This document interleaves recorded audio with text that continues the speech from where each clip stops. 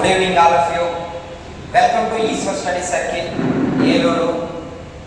మరి ఈరోజు మనం మాట్లాడబోయే కాన్సెప్ట్ ఏంటి సార్ అంటే 2024 లోక్సభ ఎన్నికలు, అలాగే ఆంధ్రప్రదేశ్లో రాష్ట్ర శాసనసభ ఎన్నికలు కూడా జరిగాయి. మరి వీటి గురించి ఈరోజు మనం మాట్లాడబోతున్నాం. మరి 2024 లోక్సభ ఎన్నికలు అనేసరికి ఎన్నోది సార్ అంటే 18వ లోక్సభ.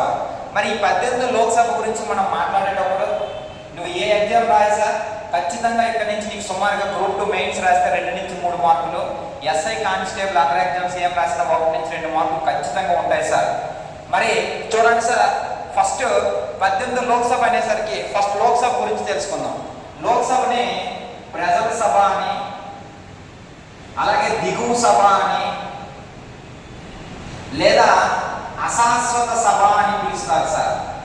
అశాశ్వత సభ, ప్రజల సభ, దిగువ సభ, అశాశ్వత సభ. ఎందుకు సార్ ప్రజల సభ అంటే ఇక్కడ లోక్సభ సభ్యుల్ని ప్రజాప్రతినిధులు ప్రజలందరూ కలిసి ప్రత్యక్షంగా ఎన్నుకోవడం అనేది జరుగుతుంది. ఓకేనా, రైట్. మరి ఈ లోక్సభ గురించి తెలియజేసే ఆర్టికల్ ఎంత సార్ అంటే 81వ ఆర్టికల్. మరి లోక్సభలో గరిష్ట సభ్యుల సంఖ్య ప్రస్తుతం ఎంత సార్ అంటే 550 మంది. ప్రారంభంలో ఎంత ఉండేవారు సార్ అంటే 552 మంది ఉండేవారు. ప్రజెంట్ ఇప్పుడు ఎంతమంది సార్ అంటే 550. మరి ఏంటి సార్ రెండు ఎందుకు తగ్గాయి సార్ అంటే మరి ఆంగ్లో ఇండియన్స్ వీరిని 104వ రాజ్యాంగ సవరణ ద్వారా ఆంగ్లో ఇండియన్స్ ని తొలగించడం అనేది జరిగింది. ఆంగ్లో ఇండియన్స్ గురించి తెలియజేసే ఆర్టికల్ ఎంత సార్ అంటే 331 ఆర్టికల్ తెలియజేస్తుంది. ఓకేనా, రైట్. మరి ఈ లోక్సభలో సభ్యుల సంఖ్య గురించి మనం మాట్లాడుకుంటే గరిష్ట సభ్యుల గురించి మాట్లాడాలి. మరి లోక్సభ సభ్యులు ప్రారంభంలో ఎంతమంది ఉండేవారు సార్ అంటే ప్రారంభంలో 489 మంది ఉండేవారు. ఈ 489 మందిని 525కి మార్చిన రాజ్యాంగ సవరణ ఏదని అడుగుతాడు సార్. 7వ రాజ్యాంగ సవరణ ఎప్పుడు సార్ అంటే 7వ రాజ్యాంగ సవరణ 1956 సార్, 1956. మరి ఆ తర్వాత మొన్న ఎస్ఐ మెయిన్స్ లో మీకు అడిగే క్వశ్చన్ ఏంటంటే 525ని 545కి మార్చిన రాజ్యాంగ సవరణ ఏదని అడిగాడు సార్. 31వ రాజ్యాంగ సవరణ 1973 సార్, 1973వ సంవత్సరంలో. అప్పటి ప్రధాని ఎవరు సార్ అంటే ఇందిరాగాంధీ. ఓకేనా, రైట్. చూడండి సార్, మోస్ట్ ఇంపార్టెంట్ 7వ రాజ్యాంగ సవరణ 31. 7 అంటే 489 నుంచి 525కి, అలాగే 525 నుంచి 545. మరి ప్రస్తుతం ఎంతమంది ఉన్నారు సార్ అంటే 543 మంది ఉన్నారు సార్, 543. ఓకేనా, రాష్ట్రాలు కేంద్రపాలిత ప్రాంతాల నుంచి ఎన్నుకోవడం అనేది జరుగుతుంది, రైట్. మరి 545కి 543కి డిఫరెన్స్ 2. ఇందాక చెప్పాం ఆంగ్లో ఇండియన్స్ ని తీస్తారని 104వ రాజ్యాంగ సవరణ. మరి లోక్సభ అనేసరికి ఇంకేం మాట్లాడుకుంటాం సార్. మరి లోక్సభలో ఎక్కువ లోక్సభ స్థానాలు కలిగిన రాష్ట్రం ఏదని అంటాడు నాన్న. ఎక్కువ ఉత్తరప్రదేశ్ 80 సార్. ఉత్తరప్రదేశ్ ఎంత నాన్న 80. తర్వాత ప్లేస్ ఏది సార్? తర్వాత ప్లేస్ వచ్చేసి మహారాష్ట్ర ఎంత సార్ అంటే 48. తర్వాత ప్లేస్ వచ్చేసి వెస్ట్ బెంగాల్ 42. తర్వాత బీహార్ 40.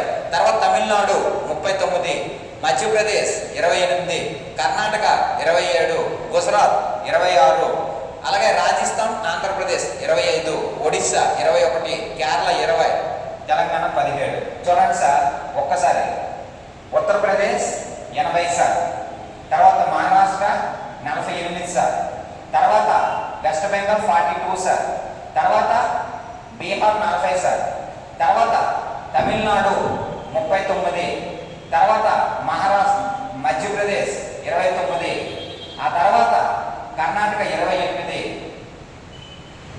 చూడండి సార్, మధ్యప్రదేశ్ 28, కర్ణాటక 27, గుజరాత్ 26, రాజస్థాన్, ఆంధ్రప్రదేశ్ రెండు సేమ్ సార్ 25 సార్, అలాగే ఆంధ్రప్రదేశ్ రాజస్థాన్ 25, ఒడిశా వచ్చేసి 21 సార్, అలాగే కేరళ 20 సార్, తర్వాత తెలంగాణ వచ్చేసి 17.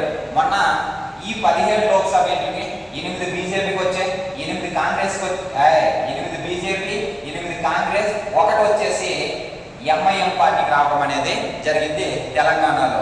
మరి తెలంగాణలో అనేసరికి మనకు ఒక నియోజకవర్గం గుర్తుకు రావాలి సార్, అదే మల్కాజ్గిరి. మల్కాజ్గిరి ఏంటి సార్ మల్కాజ్గిరి అంటున్నారు, దీని ప్రత్యేకత ఏంటి సార్ అంటే భారతదేశంలో అత్యధిక ఓటర్లు కలిగిన నియోజకవర్గం మల్కాజ్గిరి. మరి ఈ మల్కాజ్గిరి ఎక్కడ సార్ అంటే తెలంగాణ. ఇక్కడ ఎవరు సార్ ఎన్నికయ్యారు ఇక్కడి నుంచి సార్ అంటే Etela Rajender sir BJP party తరఫున. ఈటెల రాజేందర్ బీజేపీ పార్టీ తరఫున ఇక్కడి నుంచి ఎన్నికవడం అనేది జరిగింది. మరి ఎక్కువ చెప్పారు, తక్కువ చెప్పండి సార్. మరి ఎక్కువ ఓటర్లు కలిగిన నియోజకవర్గం మల్కాజ్గిరి అయితే తక్కువ ఎక్కడ సార్ అంటే లక్షద్వీపులు. లక్షద్వీపులు. మరి విస్తీర్ణ పరంగా చెప్పండి సార్. విస్తీర్ణ పరంగా అది పెద్దది లడక్ నాన్న, విస్తీర్ణ పరంగా చిన్నది చాందినీ చౌక్. చాందినీ చౌక్ ఎక్కడ సార్ చాందినీ చౌక్ అంటే ఢిల్లీ. ఢిల్లీ ఓకేనా రైట్. విస్తీర్ణ పరంగా పెద్దది లడక్, చిన్నది చాందినీ చౌక్. అదే వాటర్ల పరంగా పెద్దది మల్కాజ్గిరి, చిన్నది ఏంటి సార్ అంటే లక్షద్వీపులు ఓకేనా రైట్. మరి ఇంకేం మాట్లాడుకుంటాం సార్, మరి కొంచెం ముందుకెళ్ళండి సార్ అని అంటే ఇవి నియోజకవర్గాల మీద మాట్లాడాం. మరి ఇక్కడ ఎక్కువ చెప్పారు. అలాగే మరి ఒక్క స్థానం కలిగిన లోక్సభ నియోజకవర్గాలు కలిగిన రాష్ట్రాలు ఏవైనా ఉంటే చెప్పండి సార్ అని అంటే చూడండి, చిన్న కోట మీరు నవ్వుకోవడానికి కాదు, నీకు గుర్తుంచి పెట్టడానికి. మీనా సిగ్గుతో పారిపోయిందంట. మీనా సిగ్గుతో పారిపోయిందంట. మీనా సిగ్గుతో పారిపోయింది. మీ అంటే మిజోరం, నా అంటే నాగాలాండ్, సిగ్గు అంటే సిక్కిం, పారిపోయిందంటే పాండిచ్చేరి. మిజోరం, నాగాలాండ్, సిక్కిం, పాండిచ్చేరి ఒక్క లోక్సభ స్థానం కలిగిన రాష్ట్రాలు కేంద్రపాలిత ప్రాంతం మాట్లాడాము. మరి రెండు చెప్పండి సార్, రెండు చెప్పండి సార్. అరుణ మణి కలిసి మేఘాల్లో తిరిగి వచ్చారంట. అరుణ మణి కలిసి, అరుణ మణి కలిసి మేఘాల్లో తిరిగి వచ్చారు. అరుణ అంటే అరుణాచల్ ప్రదేశ్, మణి అంటే మణిపూర్, మేఘాలు అంటే మేఘాలయ, తిరిగి వచ్చారు అంటే త్రిపుర మరియు గోవా. త్రిపుర మరియు గోవా ఇవి రెండు లోక్సభ స్థానాలు కలిగిన రాష్ట్రాలు. మరి ఇది ఏంటి సార్ అంటే ఓల్డ్ డేటా. మరి ఇప్పుడు 2024 18వ లోక్సభ ఎన్నికల గురించి మనం మాట్లాడుకుంటే ఇక్కడ మన పోలింగ్ అయింది ఎంత శాతం సార్ అంటే 66.33% సార్, 66.33%. మరి ఇక్కడ 18వ లోక్సభ ఎన్నిక మరి ఎన్ని దఫాలుగా జరిగింది సార్ అంటే 7 దఫాలుగా జరిగింది నాన్న. 7 దఫాలుగా జరిగింది. ఎన్ని రోజులు సార్ అంటే 44 రోజులు జరిగింది. 44 రోజులు జరిగింది. మరి ఇంకేం మాట్లాడుకుంటాం సార్, మరి 18వ లోక్సభ ఎన్నిక ఒక ప్రత్యేకత ఉంది నాన్న. సుదీర్ఘకాలం పాటు జరిగిన లోక్సభ ఎన్నిక ఏదంటే మొదటిది 1952 సార్. సుదీర్ఘకాలం పాటు జరిగిన లోక్సభ ఎన్నిక మొదటిది 1952. మరి సుదీర్ఘకాలం పాటు జరిగిన రెండోది ఏదంటే 18వ లోక్సభ. 18వ లోక్సభ ఓకేనా రైట్. ఈ 18వ లోక్సభ సుదీర్ఘకాలం పాటు జరిగిన రెండోది 44. 44 అనేసరికి 44వ రాజ్యాంగ సభకు తెలియాలి. ఈ 44వ రాజ్యాంగ సభ ద్వారా క్యాబినెట్ అనే పదాన్ని చేస్తారు. ఈ 44వ రాజ్యాంగ సభ ద్వారా ఆస్తి హక్కుని ప్రాథమిక హక్కుల జాబితా నుంచి తీసేస్తారు. ఆస్తి హక్కు అనేసరికి 12వ భాగంలోని 300Aలో చేర్చడం జరుగుతుంది చట్టబద్ధ హక్కుగా రైట్. కంటెంట్ లో ఫ్రెండ్స్ సార్ నెక్స్ట్ మరి ఇంకేం మాట్లాడుకుంటాం సార్. ఈ 18వ లోక్సభ ఎన్నికల్లో నీకు 2 కూటమిలు తెలియాలన్నా ఏంటి, ఒకటి ఎన్డీఏ కూటమి, 2 ఇండియా కూటమి. NDA national democratic alliance. India కూటమి అంటే ఏంటి సార్ అని అంటే Indian national development, Indian national development inclusive alliance. Inclusive alliance India అంటే ఎవరివేసం చెప్పండి. మరి ఈ ఎన్డీఏ కూటమికి ఎన్ని వచ్చేసారంటే 293 వచ్చేసారు. ఇండియా కూటమికి 233 సీట్లు వచ్చేసారు. మరి 293 ఇవి 233. అయితే ఎన్డీఏ కూటమిలో బలమైన పార్టీగా ఏం సార్ అంటే బీజేపీ 240 వచ్చేసారు. రెండోది ఏం సార్ అంటే టీడీపీ తెలుగుదేశం పార్టీ. ఆంధ్రప్రదేశ్ లో కూటమితో మరి ఇప్పుడు 2024లో పార్టీని ఫామ్ చేసింది ఏంటి సార్ అంటే ప్రధానమైన party Telugu Desam party TDP right. ఇక్కడ లోక్సభలో మరి ఇక్కడ ఎన్డీఏ ప్రభుత్వంలో కూడా బలమైన పార్టీ గుర్తింపు పొందిన రెండో పార్టీ ఏంటి సార్ అంటే టీడీపీ రైట్. నెక్స్ట్ మరి 18 లోక్సభ ఎన్నికల్లో ఎక్కువ వయస్కులు ఉన్నారు, తక్కువ వయస్కులు కూడా ఉన్నారు. ఎక్కువ వయస్కులు ఎవరు సార్ అంటే టిఆర్ బాలు సార్ 82 సంవత్సరాలు సార్. టిఆర్ బాలు 82 సంవత్సరాలు. ఈయన డిఎంకే పార్టీ తరఫున తమిళనాడులోని శ్రీపెరుంబూర్ అనే నియోజకవర్గం నుంచి మనోడు ఎన్నిక అవ్వడం అనేది జరిగింది.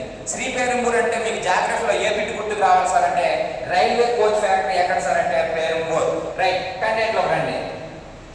మరి అతి చిన్న వయసులో ఎవరు సార్ అంటే పుష్పేంద్ర సరోజ.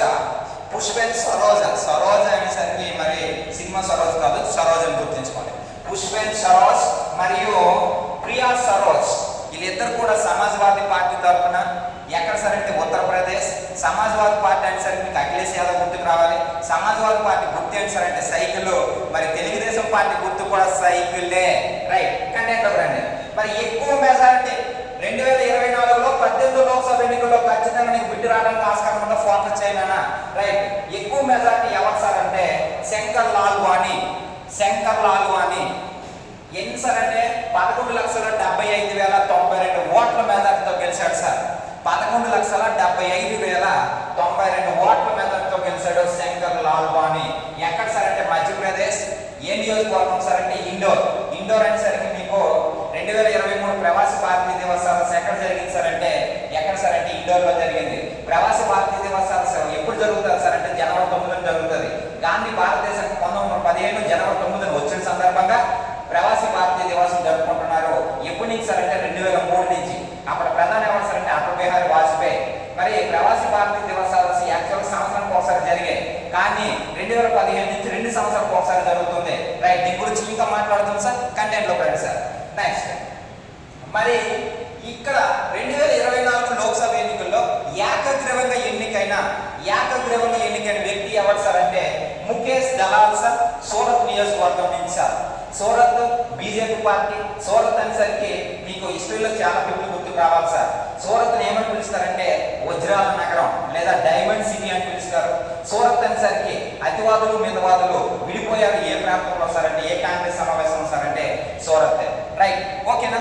ఇంకేం మాట్లాడుకుంటాం సార్ అంటే మరి ఈయన BJP party sir, Mukesh Dalal అనే వ్యక్తి. ఇది ఏంటి సార్ అంటే 18 లోక్సభ ఎన్నికల్లో మరి హైలైట్స్ ఈ విధంగా మాట్లాడాం.